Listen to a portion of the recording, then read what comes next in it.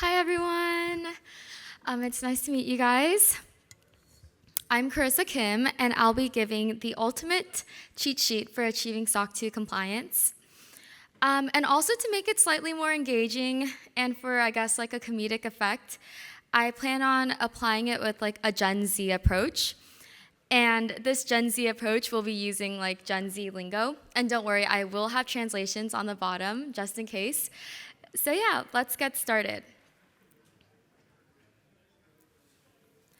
So I interviewed 50 software engineers and tech executives to get the showdown on what governance, risk, compliance, GRC, specifically on SOC 2, the compliance framework that everyone loves to hate but can't ignore.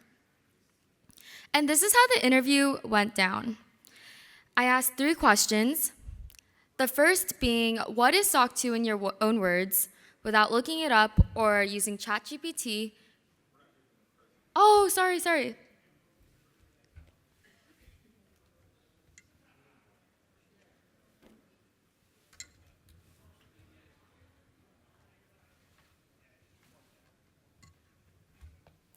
give me 1 second.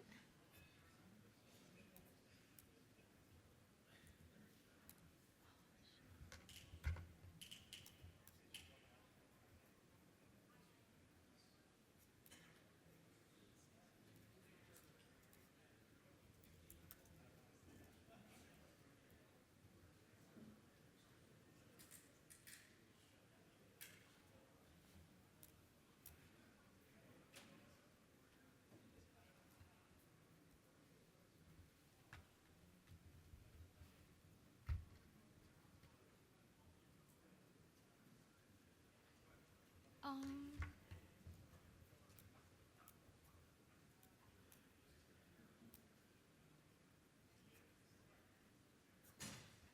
I'm not really sure why it's. No, I don't.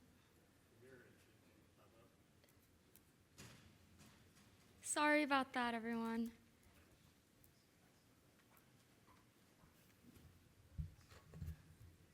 Show inactive.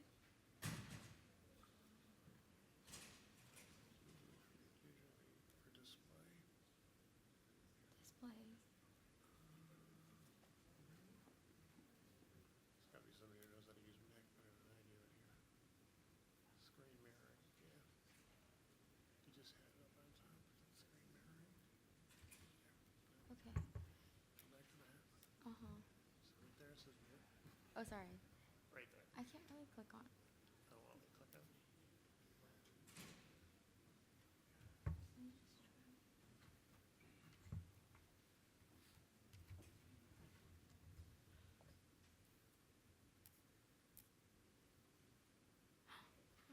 It's not working.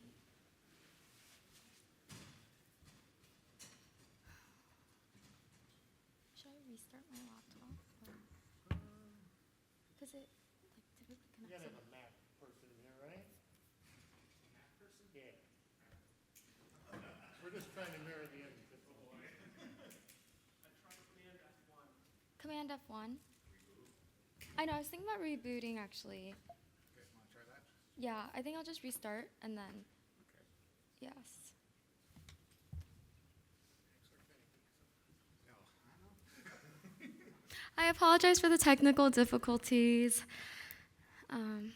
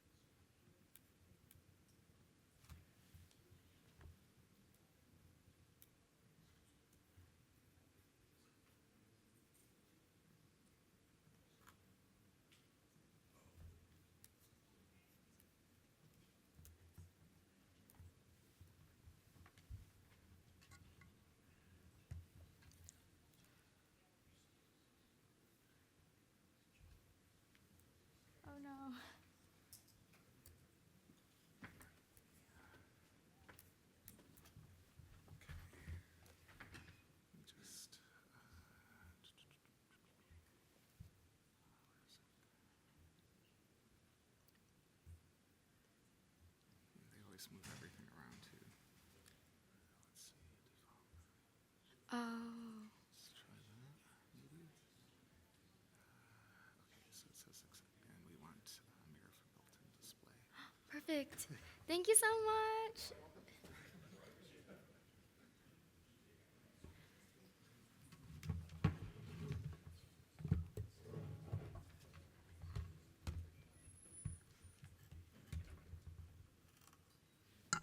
Okay, hi everyone. We are back. Oh, okay. So, just to recap, I interviewed 50 software engineers and tech executives asking about GRC, specifically SOC 2 compliance. And this is how the interview went down. I asked 3 questions. The first being, what is SOC 2 in your own words? And you're not allowed to look it up or ChatGPT the answers. The second question I asked is if you could provide an illustrative example of what a potential SOC 2 control would look like. And the third question is, do you actually read through the security policies that your company has?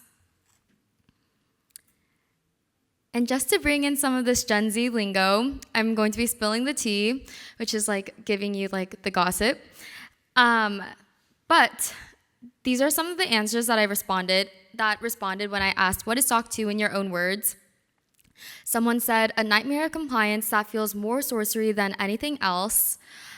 Another person said, NGL, not going to lie. I have no idea other than it's something that smaller companies often can't afford. Another person stated, a big pain in the butt, or maybe a distraction from making redacted the company secure. And then another answer, I honestly have no idea, although I came across it while setting up some DB-related monitors at their company. So overall, there seems to be like an overarching theme here. People don't really know exactly what SOC 2 is. And so I have a question amongst all of you guys here. How many of you guys actually read through the security policies that your company has, just like with a show of hands? It's not 100% of the whole crowd, actually. You could get fired, if you don't read through everything. But don't worry, I'm not going to tattletale or anything. So when I asked the 50 tech executives and software engineers, this was the breakdown. 33.3% just sign off without a second glance, which I feel like most of you guys, I think it was like slightly a little bit over 50% of you guys raising your hands. Another 33.3% just skimmed through the policies. 10% actually reads thoroughly with the policies. The other 10% don't read it at all. And then the other 13.3%, they were just random answers.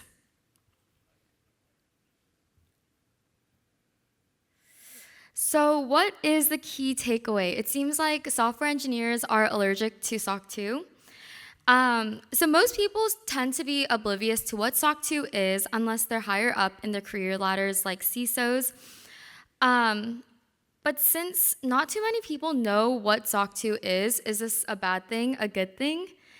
This is what we'll dive into, as well as providing like the ultimate cheat sheet for achieving SOC 2 compliance. And I guess you guys are wondering, why am I adding in with this like Gen Z approach? And just to like quickly define what Gen Z is, it's just your probably most recent batch of hires of the company you're at.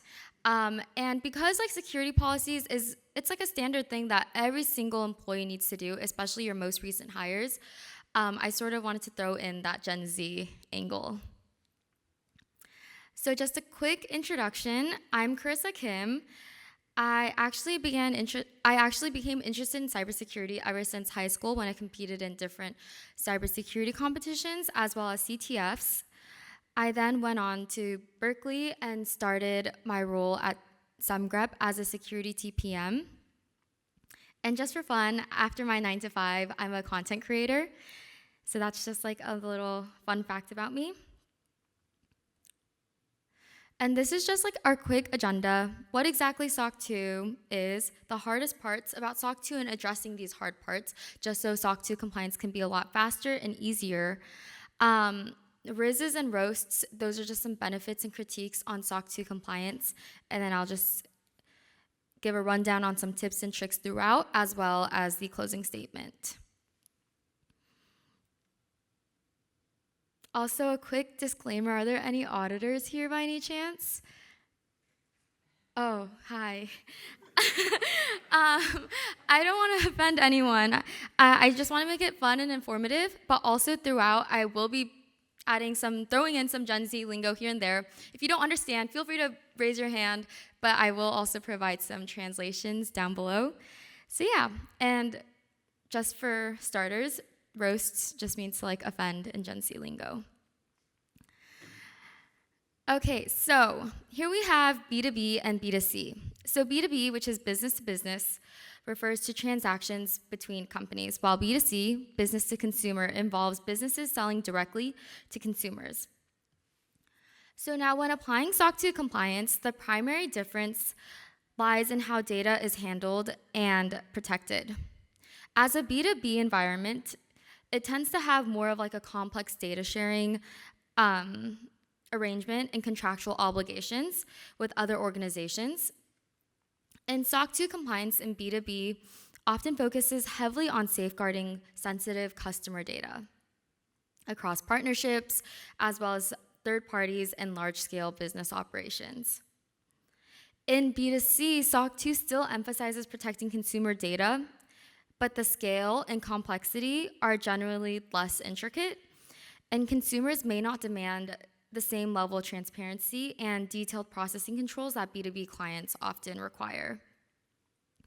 My experience lies within like B2B SOC 2 compliance, so the nuances I've encountered may not fully apply to a B2C context, just like in full transparency, so just take that in mind when I'm like giving this presentation. Okay, so SOC 2 is SAR boring. I don't know if you guys heard, but SAR is like the new Gen Z word for so, but you have to have it with that Australian accent. But SOC 2, what is it? It's important, but it looks boring at a first glance. It's essentially a framework for auditing and reporting on controls related to the 5 trust service criterias, which is service, availability, processing integrity, confidentiality, and privacy at service organizations. And these criteria provide a framework for organizations to demonstrate the commitment to maintaining a secure environment. The AICPA crafted it in the early 2000s as a response to the need for standardized data protection. And these criteria form the backbone of SOC 2 compliance. It is the gold standard for companies trying to certify their security efforts in America. And especially if you are doing B2B sales or selling to large enterprises in North America, your customers are going to be asking about your SOC 2 certifications.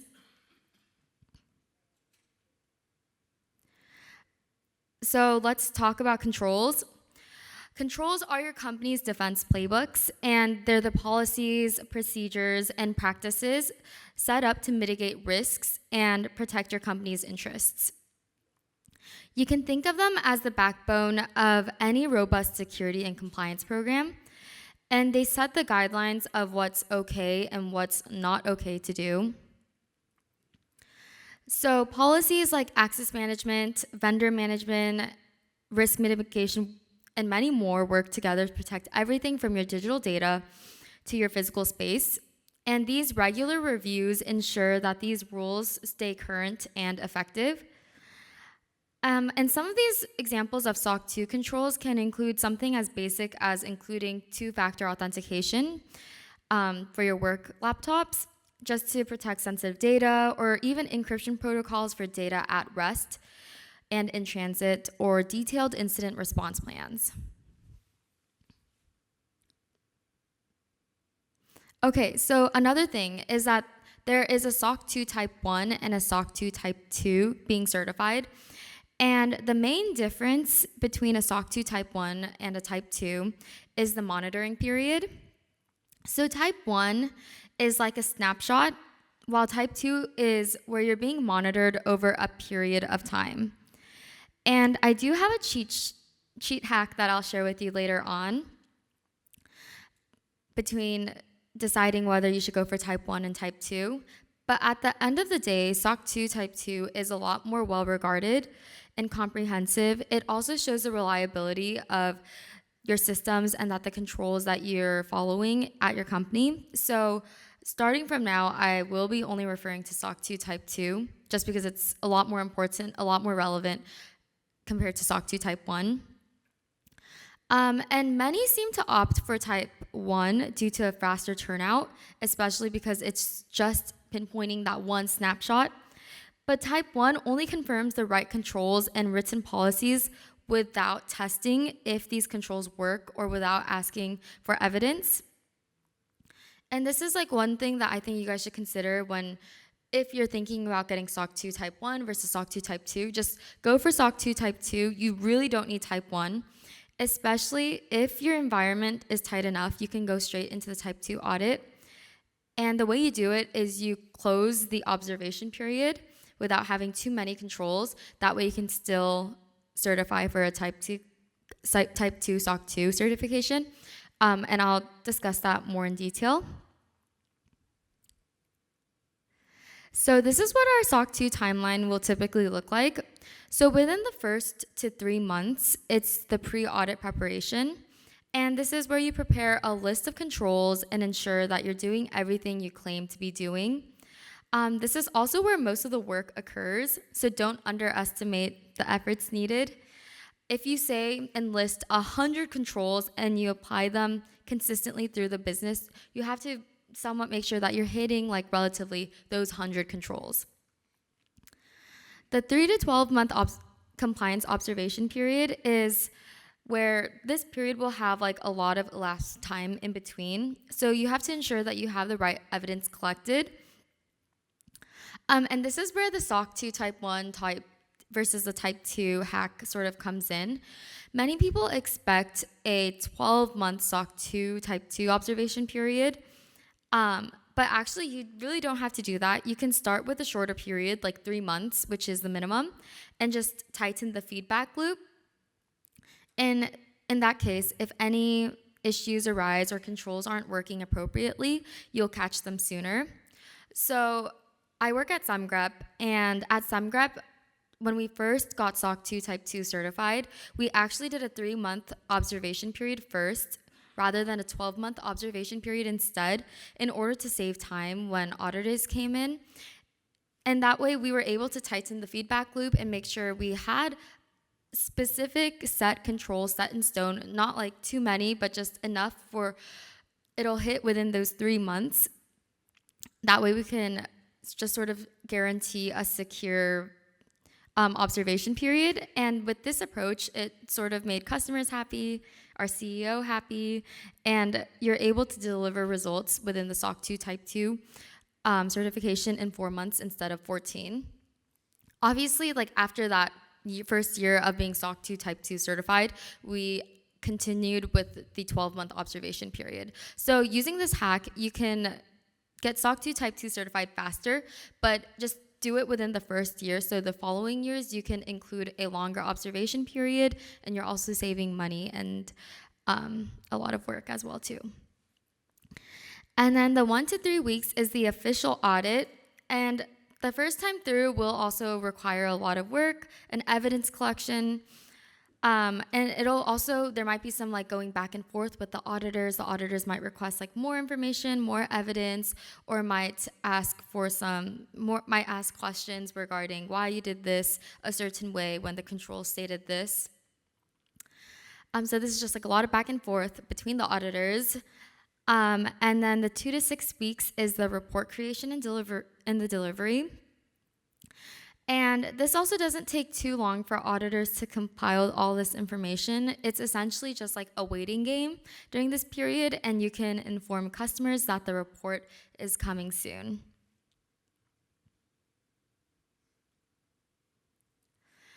So yeah, just like the main quick hack I have is you want to make sure if you aren't SOC 2 certified already is to do it fast, and you can by not getting SOC 2 Type 1 certified, but get Type 2 certified and tighten the feedback loop and shorten the observation period and have specific controls listed so that way you can get SOC 2 Type 2 certified faster if it's your first year.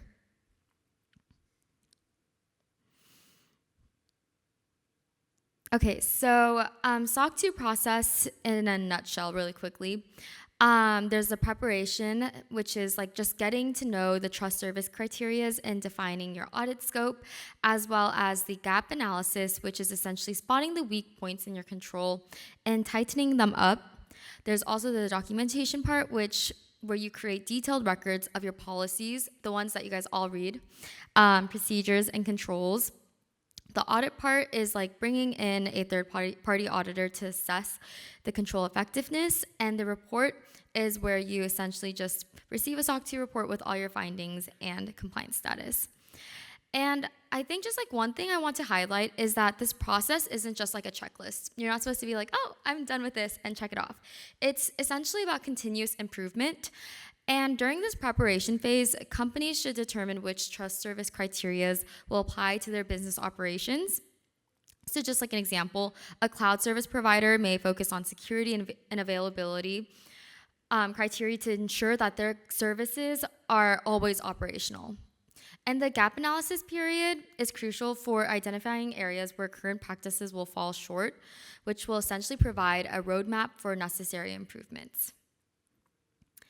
And so initially, you want to establish clear objectives and understand the company's risk profile in order to develop an effective compliance strategy. And by identifying key processes and conducting a comprehensive review of existing policies, companies can align their operations with SOC 2 requirements. And this systematic approach will help organizations build a resilient security framework and so forth.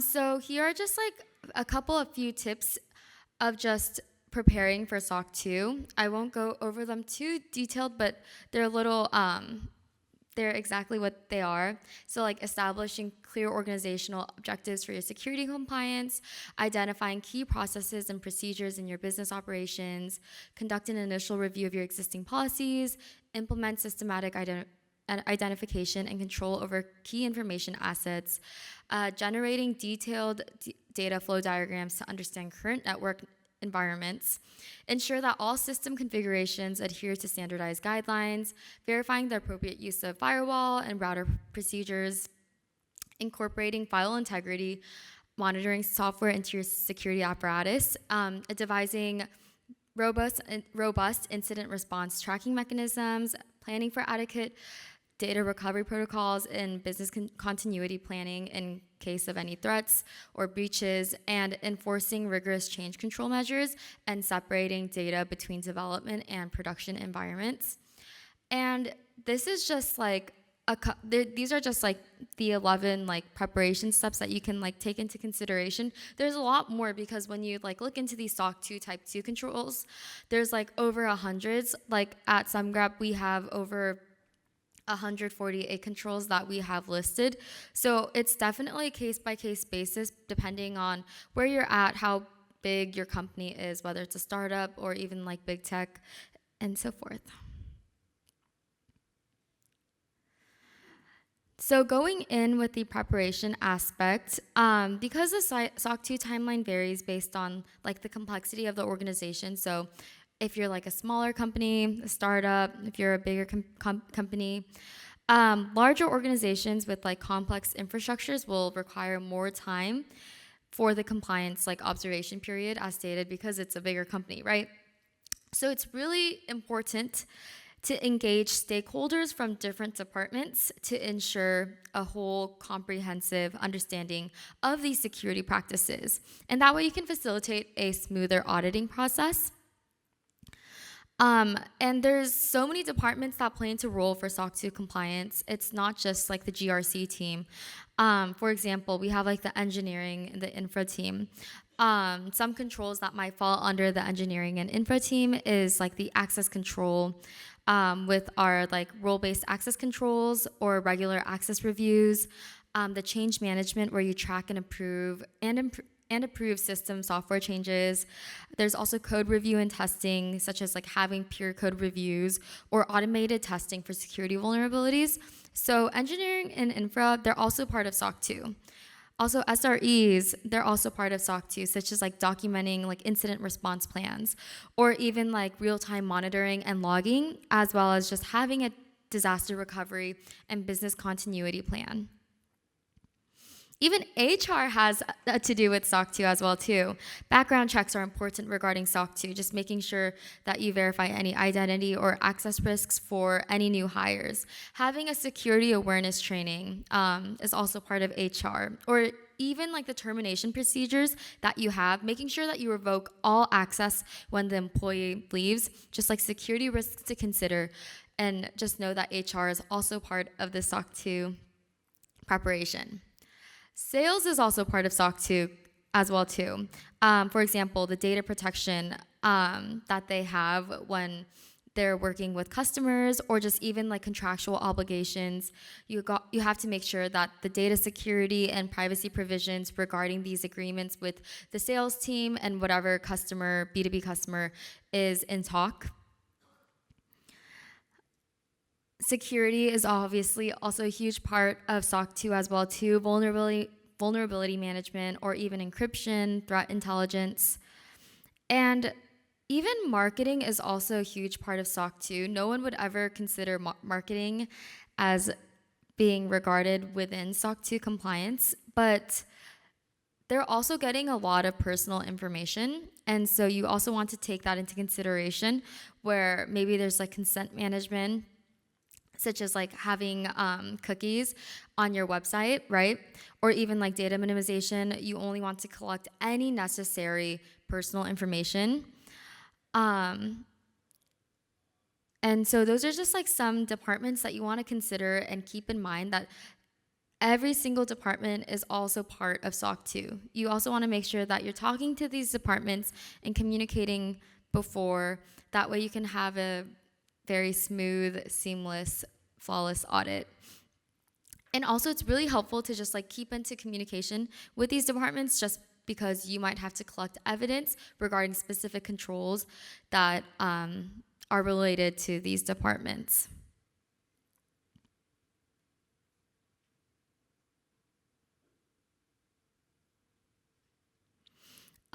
So there are four main areas that I would sort of like put an umbrella to regarding these controls.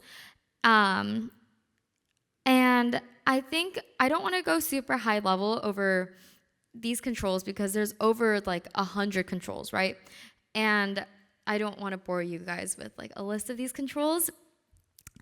But you just have to make sure that here are just like some common controls that you should take into consideration just regarding like SOC 2, encryption, MFA, RBAC, implementing like least privilege principles, data access logging, having automated alerts, as well as having regular backups and having test recovery plans.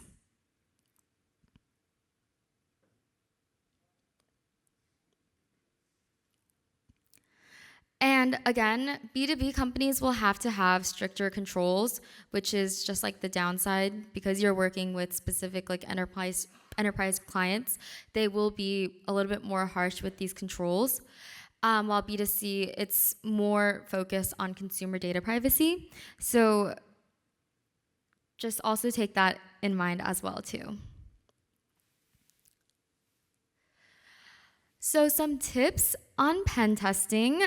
So I guess like pen testing is also an important part of SOC 2. SOC 2 Type 2 will require your company to be pen tested, and it's really crucial for your security strategy. First, it can just like help identify security weaknesses before they become critical. And you can just think of them as a simulated attack on your system while like experts are trying to break into your company just to uncover any vulnerabilities that might otherwise go unnoticed. And it's also not just about like finding obvious gaps, but also catching the hidden risks that could lead to future breaches. Pen testing is also again, core SOC2 requirement for security assurance. And SOC2 is all about proving that your organization takes security seriously. And so by performing regular pen tests, you're showing your clients that you're not waiting for your issues to arise. You're actively seeking them out and fixing them before they can actually become a serious problem. It's proactive and it's a hands-on approach to protecting any sensitive data and just staying ahead of potential threats. So keep in mind when choosing your pen testers to choose like niche expertise over brand name. And what I mean by that is when you're choosing a security provider, it's easy to be swayed by really big names, but what really matters is their niche expertise. And so you want to find providers who specialize in your industry's unique challenges. So a smaller and like highly specialized team might be more effective at addressing your specific needs than like a large, well-known firm that offers more general services. Also, speed and flexibility to fit your timelines. These security like SOC 2 controls often come with a tight deadline, and you also want a provider who can work within your own schedule without sacrificing quality. And flexibility is also key as well too. So whether it's like really quick onboarding or a rapid report turnaround, or even the ability to pivot based on like the evolving business priorities, you just want to make sure that the pen tester that you choose to decide on will be quick and flexible based on your timeline. You also want to find one that understands your business as well too. So you also want to look for a provider who will take the time to understand how your business operates, what risks you face, what goals you have. And a tailored approach is also always way more valuable than a one-size-fits-all situation. And this ensures that the controls and the suggestions that they provide are directly relevant and actionable for your specific environment. And so some good qualities that you can take into consideration when looking for a good pen tester is just looking for proven case studies with similar companies to yours.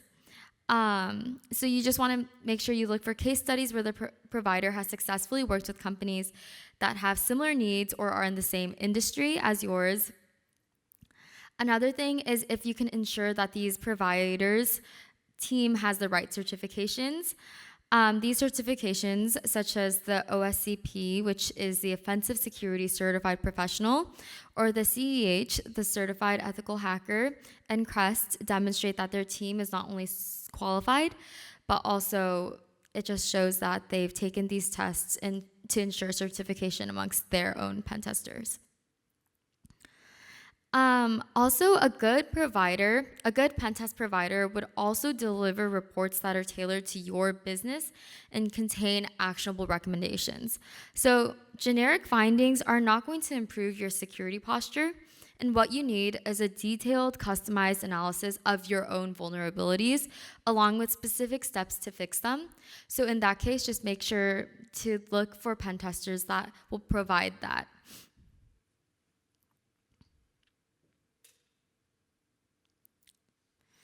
Okay, and so tips on also finding a cyber insurance company and who to work with.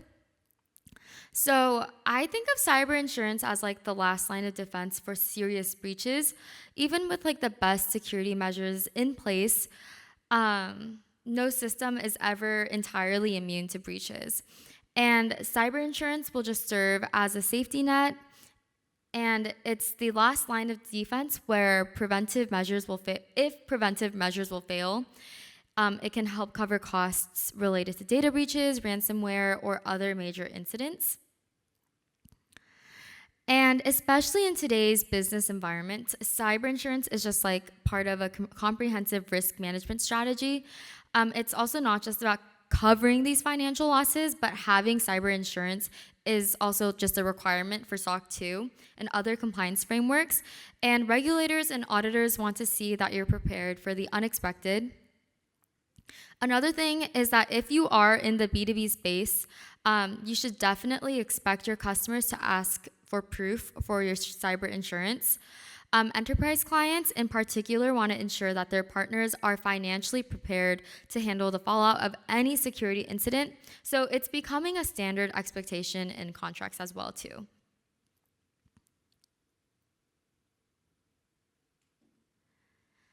So here are some tips on choosing a cyber insurance company. Expensive always does not mean better. When selecting a cyber insurance policy, you shouldn't ever assume that higher costs automatically equal better coverage. It's also crucial to assess the policy details instead of just going for the priciest option. You also want to understand the coverage needs based on your own risk profile, and your business risk profile will dictate the level of coverage you need. So you also want to consider factors like the volume of sensitive data that you handle, industry regulations, and the likelihood of a breach. So top three things to look for, just like the quick TLDR, the adequate coverage for both internal and customer data breaches. The policy should cover breaches that affect both your business and your customers, as both can lead to significant liabilities. Clear exclusions to avoid surprises during claims. So just always review the exclusions carefully. Many businesses are caught off guard when they realize that the policies don't cover certain types of incidents. Another thing is reputable insurance providers with a history of paying claims. Just don't pick any random provider. Go with one that has a solid reputation for honoring claims quickly and fairly. This is like a worst case scenario just to think about.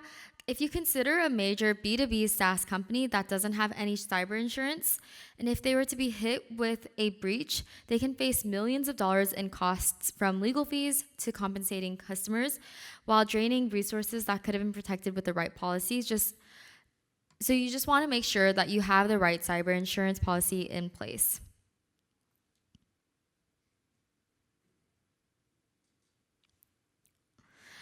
And regarding tips on policy development, you have a bunch of security policies that your company and employees need to adhere to. And so just when it comes to policies, less is more. You don't need a laundry list of procedures that your team can't realistically follow. And instead, focus on few effective policies that actually get the job done. And just overloading your team with too many procedures can just lead to compliance and actual non-compliance, can lead to confusion and non-compliance.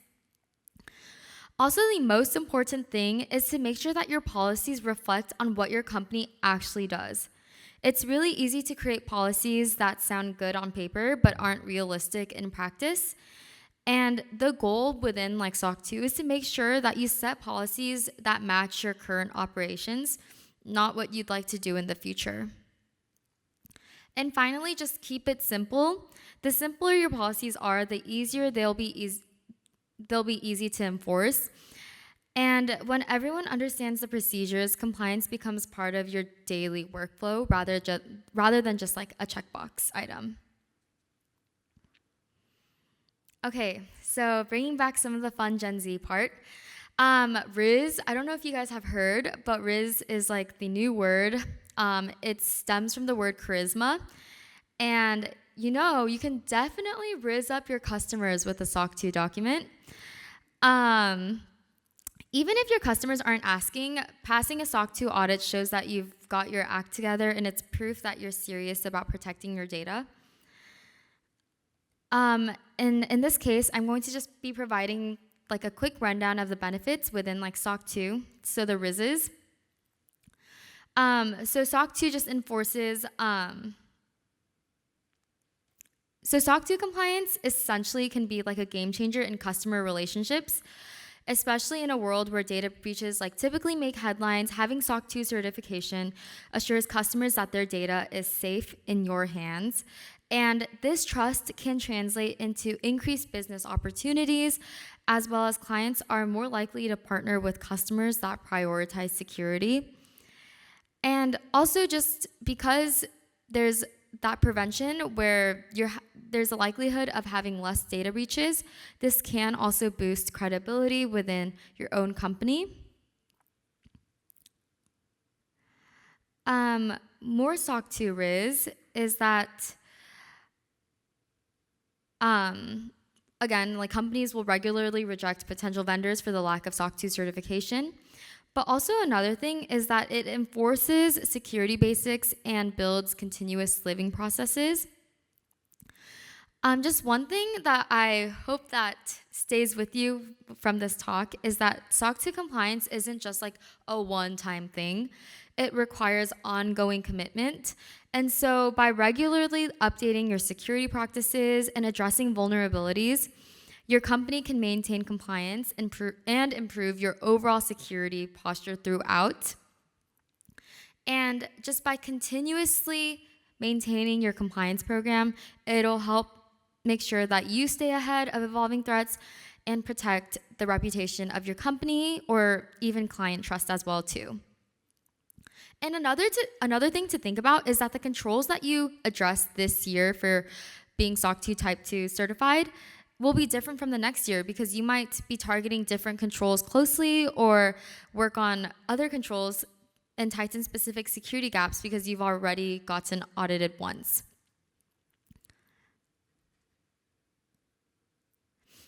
Okay, so roasts now. I'm just going to be talking about like a mini quick critique. Certified Lover is from Drake, but essentially like CPAs didn't really major in computer science or security. So just like one thing to keep in mind is like auditor quality is really important. Some may be strict and some might not. And depending on what you want, just keep that in mind. Also, cyberdazzle is another term that I learned, but some auditors may be susceptible to cyberdazzle. And it's just like when someone who isn't as technical may see something technical in front of them, such as like the evidence you provide them. And so it could potentially lead the auditor to not conduct an audit properly. So just like keep that in mind. But if you choose the right auditor, that will not happen.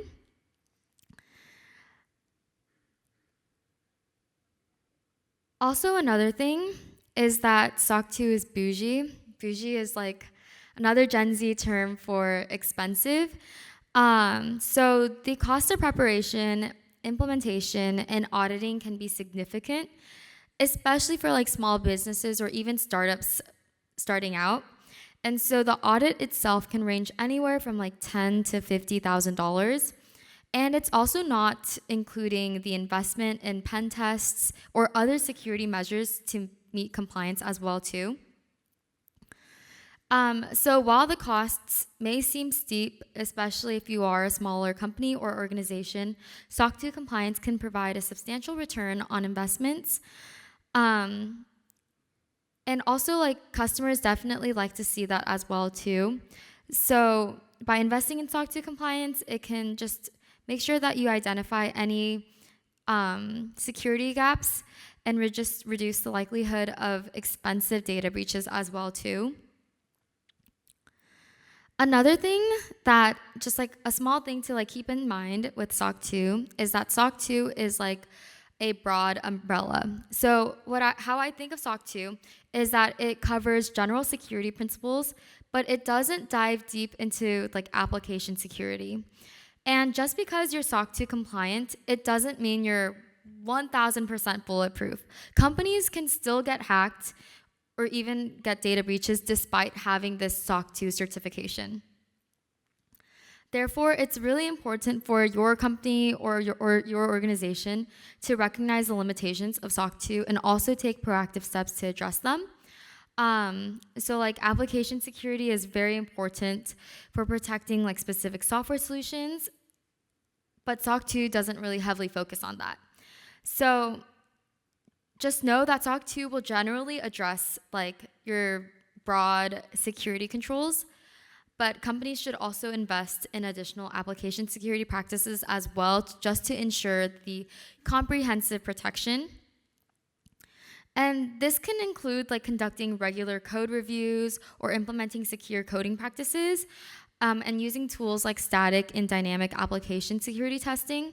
And this, just here are some like companies listed that do that as well too. So just the main TLDR that I just want to provide with you guys is that SOC 2 compliance is not a one and done deal. It's always and will always be about continuous improvement. SOC 2 compliance is an ongoing process that requires organizations to regularly update their security controls and practices. And this iterative approach will help companies adapt to the new threats and technological advancements, and to make sure that the company or the organization will remain secure over time. It's really not just like checking a box. It's about building the trust and ensuring that your customers' data is safe. And even though the journey to compliance might seem challenging, the benefits far outweigh the costs. And just by prioritizing any security and compliance organization, your organization can essentially just build a very strong foundation for any future security growth and so forth. So I just want to give a shout out to my mentors, and thank you so much. Don't feel free to ask any questions, and feel free to connect on LinkedIn. Thank you again, and have a great lunch, everyone.